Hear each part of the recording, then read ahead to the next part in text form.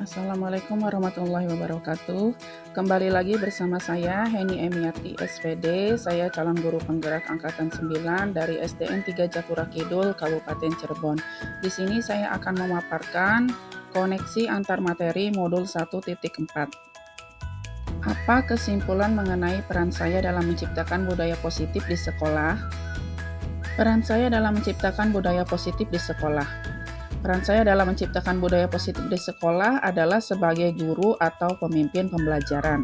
Pemimpin pembelajaran berarti saya harus mampu menuntun siswa untuk mewujudkan perilaku sesuai nilai-nilai kebajikan yang disepakati, sehingga budaya positif dapat tercipta di sekolah.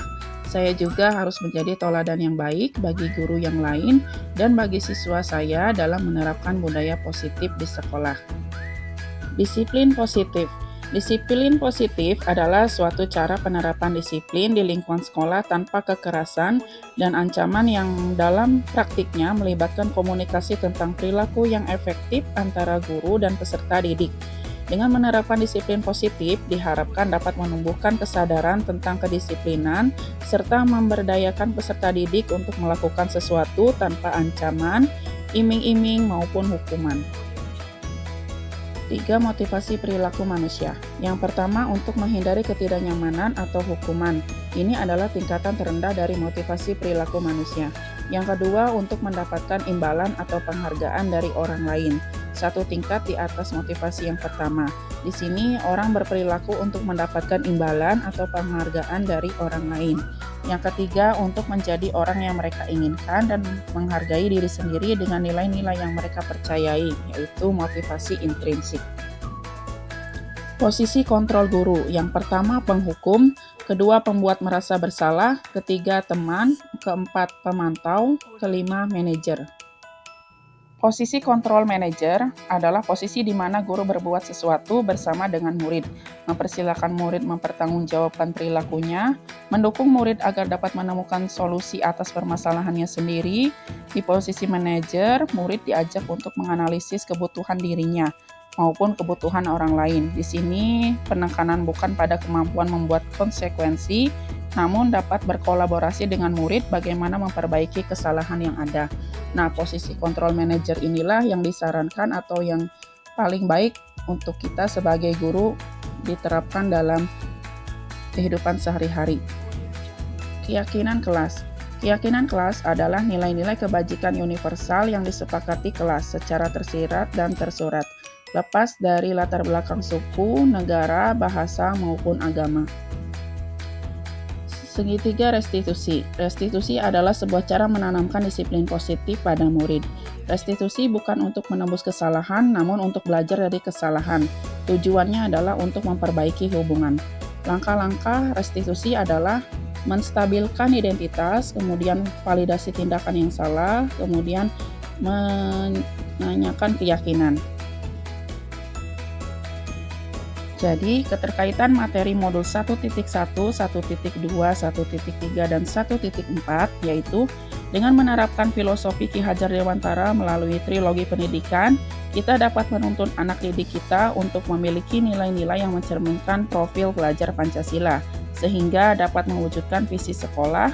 Untuk dapat mewujudkan visi sekolah, kita sebagai guru perlu membimbing anak didik kita dengan budaya positif di sekolah, yaitu dengan penanaman nilai disiplin dan motivasi intrinsik, sehingga anak didik dapat bersikap baik sesuai keyakinan kelas yang sudah mereka sepakati bersama sehingga terciptanya kolaborasi yang baik antar warga sekolah. Refleksi. Sejauh mana pemahaman Anda tentang konsep-konsep inti yang telah Anda pelajari di modul ini, yaitu disiplin positif, teori kontrol, teori motivasi, hukuman, dan penghargaan, posisi kontrol guru, kebutuhan dasar manusia, keyakinan kelas, dan segitiga restitusi. Adakah hal-hal yang menarik untuk Anda dan di luar dugaan? Hal-hal yang menarik untuk saya dan di luar dugaan yaitu yang pertama, penghargaan merusak hubungan. Ketika seseorang diberi penghargaan atau dipuji di depan orang banyak, maka yang lain akan merasa iri dan sebagian dari mereka akan tidak menyukai orang yang diberi penghargaan tersebut.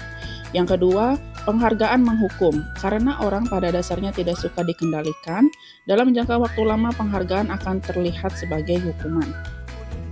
Perubahan apa yang terjadi pada cara berpikir Anda dalam menciptakan budaya positif di kelas maupun sekolah Anda setelah mempelajari modul ini? Yang pertama, menggunakan segitiga restitusi dalam menanamkan budaya positif pada anak. Kedua, perlunya membuat kesepakatan kelas atau keyakinan kelas. Yang ketiga, motivasi yang paling baik untuk melakukan budaya positif adalah motivasi dalam diri atau intrinsik. Yang keempat, posisi kontrol seorang guru adalah posisi manajer. Pengalaman seperti apakah yang pernah Anda alami terkait penerapan konsep-konsep inti dalam modul budaya positif baik di lingkup kelas maupun sekolah Anda? Pengalaman ketika memposisikan diri sebagai manajer dalam menerapkan segitiga restitusi terhadap pelanggaran yang dilakukan oleh anak.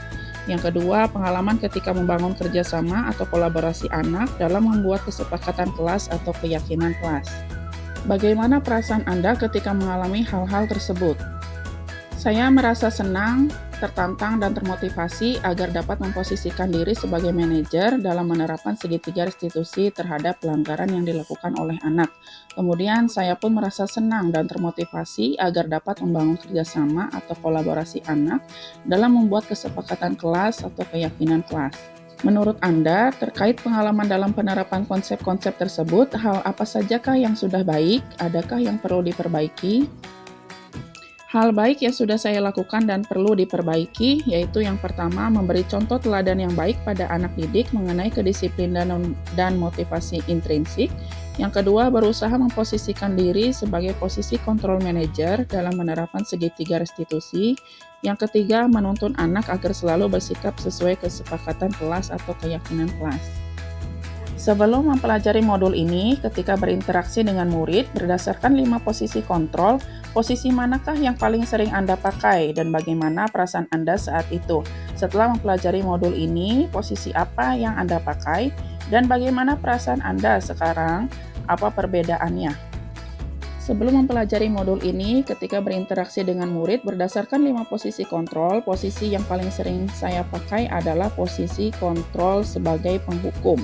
Perasaan saya saat melaksanakan hal tersebut, saya berpikir bahwa tindakan saya benar karena yang salah harus mendapat hukuman agar tidak mengulangi lagi kesalahannya.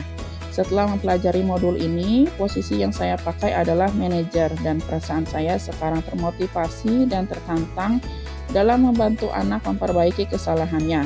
Perbedaannya yaitu pada pertanyaan dalam menyikapi pelanggaran anak, kemudian efek atau akibat yang akan dirasakan oleh anak. Sebelum mempelajari modul ini, pernahkah Anda menerapkan segitiga restitusi ketika menghadapi permasalahan murid Anda?